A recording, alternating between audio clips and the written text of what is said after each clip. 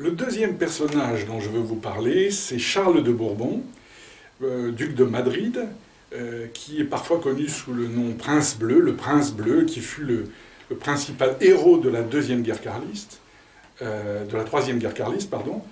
Ce personnage est sans doute un des plus charismatiques parmi les princes cachés, avec le duc de Cadix, le dernier de mes héros. Charles de Bourbon est né en 1848. Il est né donc en Italie encore, au moment où ses parents fuient les révolutions des petits États italiens. Et il a donc été élevé essentiellement par sa mère, qui était la princesse Béatrice d'Este, car son père et sa mère ne s'entendaient pas, comme je l'ai raconté plus tôt. Charles de Bourbon va avoir une très bonne éducation. Il est élevé très souvent auprès de son oncle, le comte de Chambord, et le comte de Chambord va beaucoup veiller sur lui et son frère, va leur apprendre à monter à cheval, va leur apprendre à chasser, va leur apprendre à pratiquer des sports, les emmène à Venise à la chasse parfois. Enfin, c'est un oncle très attentionné et qui voit peut-être dans ces jeunes princes des héritiers potentiels. Qui sait ?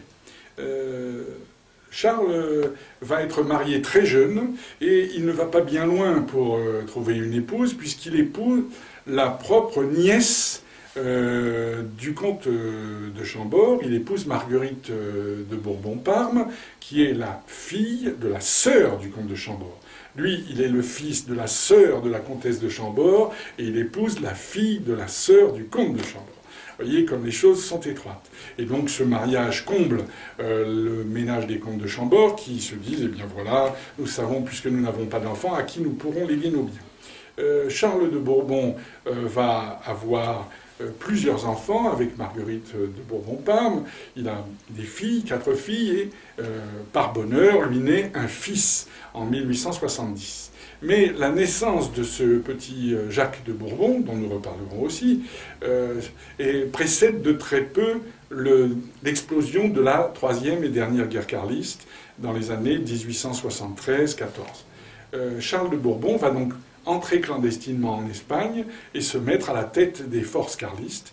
Et là va donc se dérouler une guerre extrêmement meurtrière, extrêmement cruelle, où d'un côté les forces qui soutiennent le roi Alphonse XII et de l'autre les forces carlistes vont véritablement s'entretuer dans une guerre qui présage de la cruauté de la guerre civile espagnole des années 1936.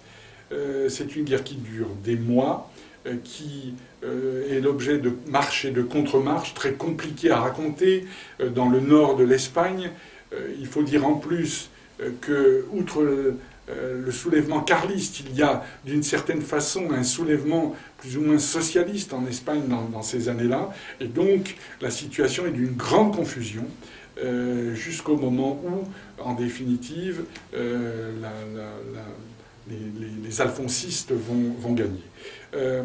Pendant cette guerre, il y a un personnage que je veux évoquer aussi, c'est le personnage donc de Marguerite de Bourbon-Parme, qui coiffe le béret blanc de la reine carliste, et qui va aux côtés de son mari se montrer très charitable, ouvrir des hôpitaux, y compris d'ailleurs du côté français, à Pau, pour soigner les blessés carlistes qui passent la frontière.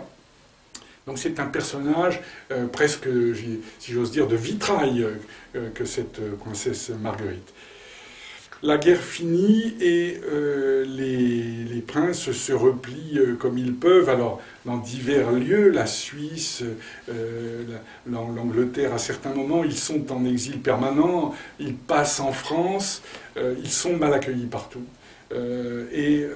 C'est une vie d'hôtel que finit par mener le prince Charles, qui est déçu, qui voit que politiquement sa cause est perdue en Espagne, et il lui vient donc, à partir de ce moment-là, l'idée que si son père devient le prétendant à la couronne de France, il puisse seconder ses desseins aussi, et être à la fois prétendant à la couronne d'Espagne et prétendant à la couronne de France. Mais ce double objectif va comment dire, être très gênant à tenir pour lui, puisqu'il ne sait jamais s'il doit tenir des propos de prétendant à la couronne de France ou de prétendant à la couronne d'Espagne. C'est donc une situation très ambiguë. Il passe à Paris, il vit à l'hôtel Meurice en face des Tuileries, qui après le Second Empire sont en ruine, donc une espèce de vision détruite, extrêmement déprimante. Pour chasser l'ennui, il faut bien dire que, comme son père, il a des amis, et il trompe un petit peu sa femme. Parfois même, une actrice plus entreprenante cherche à se faire donner des bijoux. Il négocie peut-être quelques diamants chez des marchands. Sa femme l'apprend. L'intermédiaire est mis en cause. Il y a procès. La presse s'en mêle. Bon, tout ça n'est pas bon.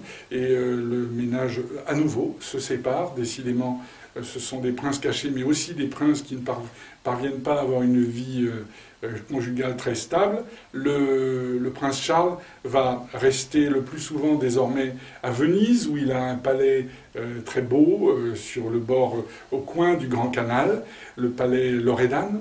Et sa femme, elle, va se retirer le plus souvent à Viareggio, en Italie, ou près de son frère, le duc de Parme. Les enfants sont partagés entre ces deux parents et cette éducation leur éducation va s'en ressentir. L'une des filles, bon, je raconte ça dans mon livre, donc lisez Les aventures de la princesse Elvire de Bourbon, c'est pas mon propos ici, mais en tout cas elle va partir avec un musicien et tenter de mener une vie moderne, libre. Le prince Charles en est évidemment très, très choqué. Il va, à ce moment-là, trouver, dans les années 1890, désormais, il est le prétendant à la couronne de France, il va trouver de l'appui auprès d'un homme très talentueux qui est Valory, le comte ou le prince, parfois, de Valory, qui va rédiger ses discours avec c'est un bretteur, c'est un homme un peu avec un esprit de panache, et donc il va donner une substance à la parole du duc de Madrid.